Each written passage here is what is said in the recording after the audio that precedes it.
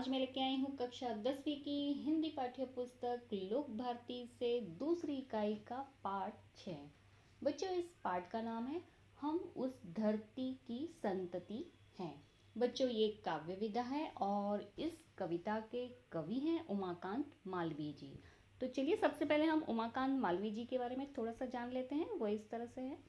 बच्चों, उमाकांत मालवीय जी एक सफल कवि तथा निबंधकार थे। ये हिंदी साहित्य में नवगीत के भगीरथ माने जाते हैं और नवगीतकार के रूप में इन्हें जाना जाता था। प्रयाग विश्वविद्यालय में इन्होंने अध्ययन किया था और कविताओं के अलावा इन्होंने खंड काव्य एवं बालोपयोगी पुस्तकों का भी अध्ययन यानी लेखन किया है। इनके लेखन में बच्चों भावों की तीव्रता व जन सरोकारों का रेखांकन स्पष्ट रूप में दिखाई देता है। ये तो रहा इनका परिचय। चलिए देखते हैं इनकी प्रमुख कृतियां। वो इस तरह से है। मेहंदी और महावर, देवकी, रक्तपथ, एक चावल नेहरित, सुबह रक्त पलाश की काव्य संग्रह आदि। बच्चों, ये काव्य एक कव्वाली है। ये कव्वाली विधा है। कव्वाली संगीत की एक लोकप्रिय विधा होती है और कव्वाली का इतिहास बच्चों 700 वर्ष पुराना है। यह किसी के तारीफ में गाया जाने वाला गीत काव्य है। यह काव्य की एक ऐसी विधा है जिसमें दो दलों की आपस में नोकझोंक होती है। दोनों दल स्वयं का पक्ष बड़े ही कलात्मक ढंग से रखने की भरसक हमेशा कोशिश करते हैं। तो कव्वाली में इस तरह से होता है।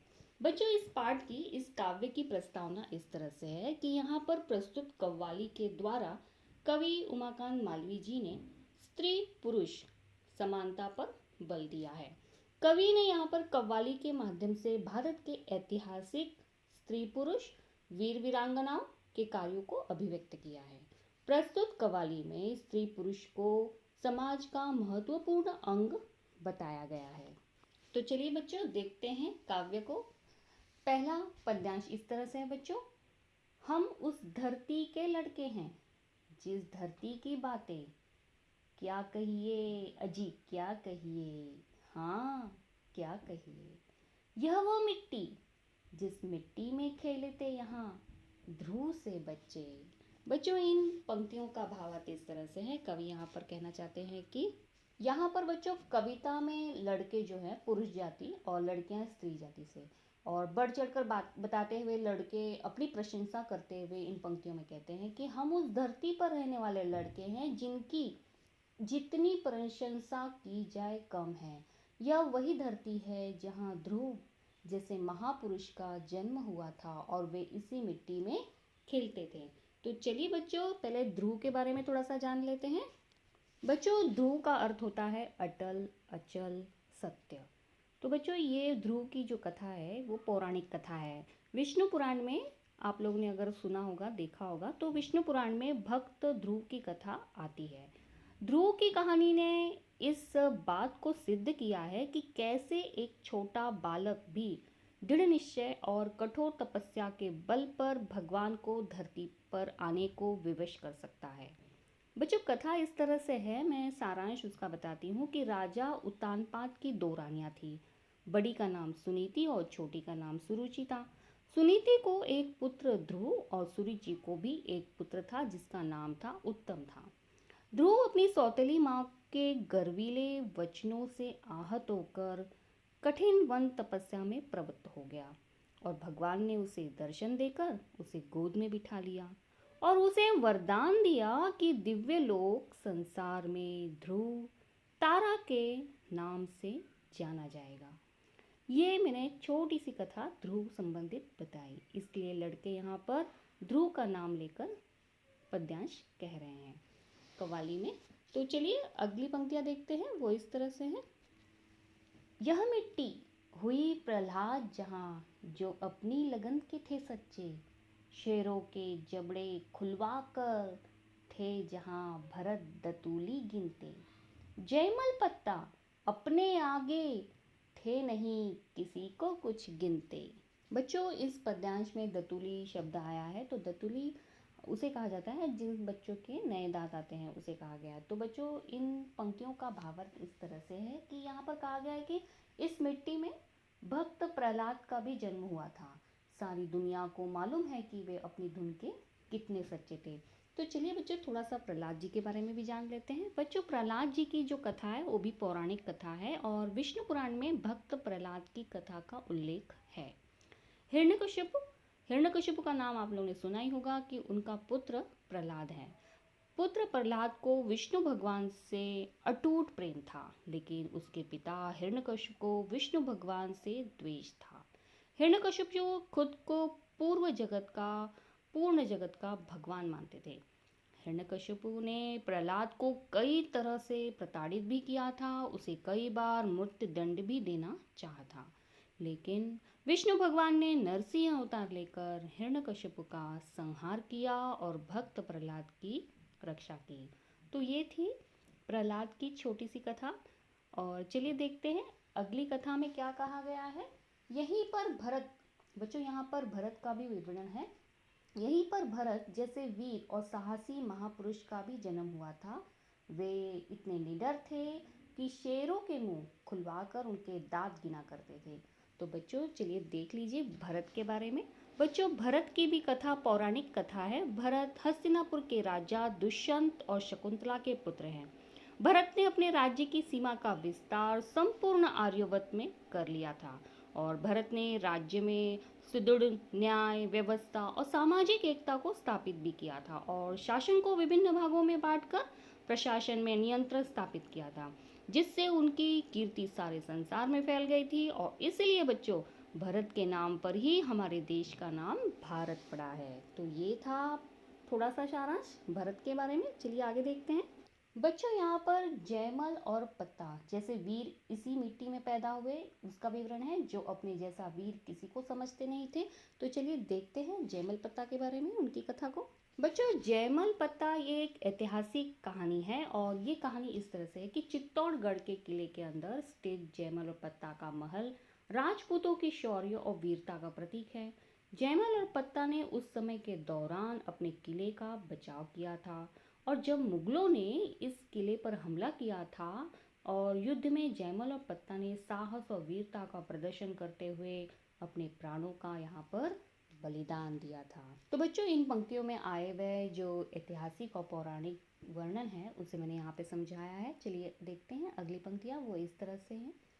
इस कारण हम तुमसे बढ़कर हम सबके आगे चुप रहिए, अजी चुप रहिए, हाँ चुप रहिए, हम उस धरती के लड़के हैं। बच्चों इन पंक्तियों का अर्थ है कि यहाँ पर लड़के लड़कियों को नीचा दिखाते हुए कहते हैं कि इन सभी कारणों से हम यानी लड़के तुम लोगों यानी लड़कियों से बढ़कर हैं, इसलिए तुम सब लड़कियों हमारा पुरुषों का सामना नहीं कर सकती हो, अतः हमारे सामने तुम सब अपना मुंह बंद कर रखो, कुछ बोलने की कोशिश मत करो। इस तरह से लड़के यहाँ पर कह रहे हैं।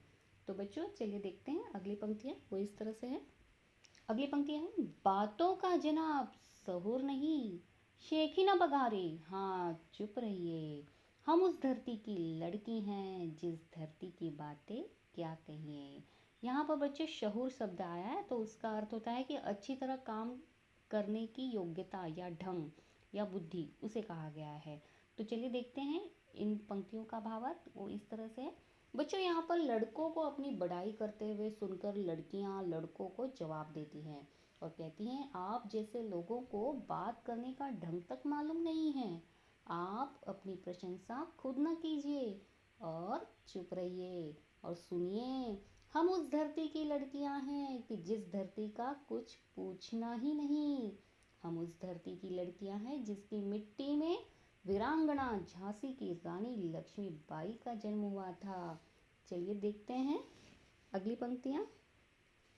अजी क्या कहिए, हाँ क्या कहिए, जिस मिट्टी में लक्ष्मीबाई जी जन्मी थी झांसी की रानी, रजिया सुल्ताना दुर्गावती जो खूब लड़ी थी मर्दानी, जन्मी थी बीबी चांद जहाँ पद्मिनी के जौहर के ज्वाला, सीता सावित्री की धरती जन्मी ऐसी ऐसी बाला, गर्डिंग जनाब उड़ाएंगे तो मजबूरन ताने सहिए, ताने सहिए, ताने सहिए, हम उस धरती की लड़की हैं। बच्चों यहाँ पर लड़कियाँ कहती हैं कि जिसकी मिट्टी में वीरांगना झांसी की रानी लक्ष्मीबाई का जन्म हुआ था, उस युग की हम लड़कियाँ हैं। तो चलिए थोड़ा सा जान लेते हैं झांसी की रानी के बारे में। वो इस तरह से है बच्चों। भारतीय वसुंधरा को गौरवान्वित करने वाली झांसी की रानी वीरांगना लक्ष्मीबाई वास्तविक अर्थ में आदर्श वीरांगना थी। अपने पवित्र उद्देश्य प्राप्ति के लिए वह सदैव आत्मविश्वासी, कर्तव्यपरायण और स्वाभिमानी और धर्मनिष्ठ थी। बच्चों, झांसी की रानी एक ऐतिहासिक कथा है और 18 जून 1898 को ग्वालियर का अंतिम युद्ध हुआ था और रानी ने अपनी सेना का कुशल नेतृत्व किया। वे घायल हो गई। उन्होंने वीर गति प्राप्त की। स्वातंत्र्य युद्ध में अपने जीवन की अंतिम आहुति देकर जनता जनार्दन को चेतना प्रदान की और स्वतंत्रता के लिए बलिदान का संदेश दिया। तो बच्चों, ऐसी थी वीरांगना लक्ष्मीबाई।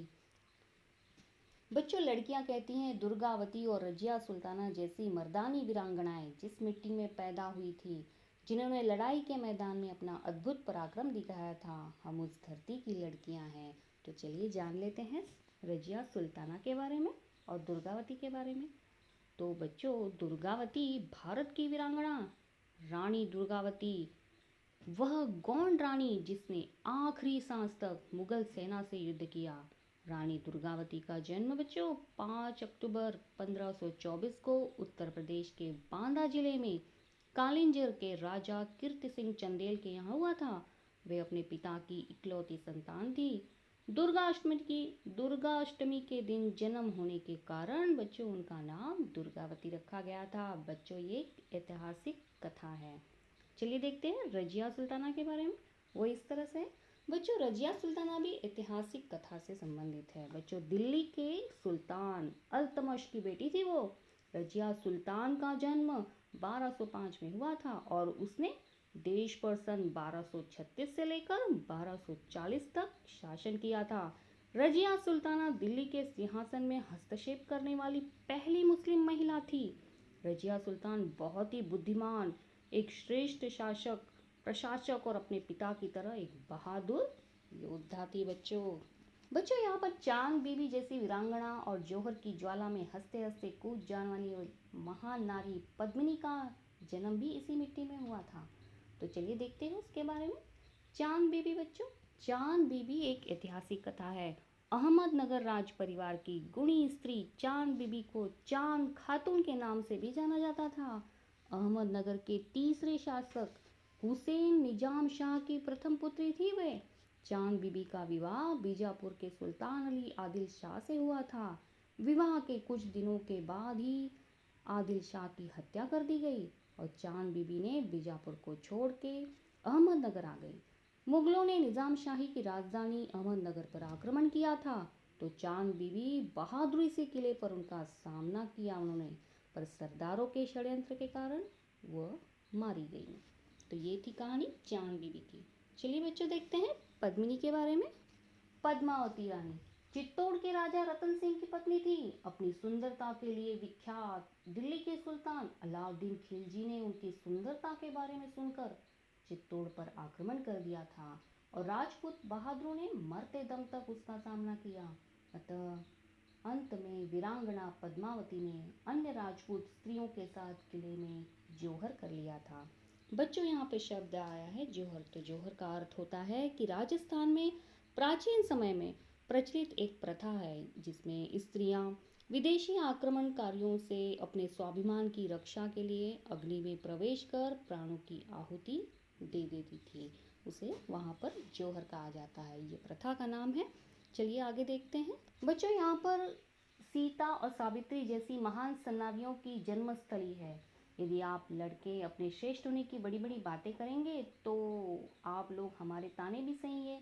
याद रखें, हम लड़कियां इन सेनानियों की धरती की लड़कियां हैं। तो चलिए देखते हैं बच्चों सीता और सावित्री के बारे में थोड़ा सा जान लेते हैं। वो इस तरह से है।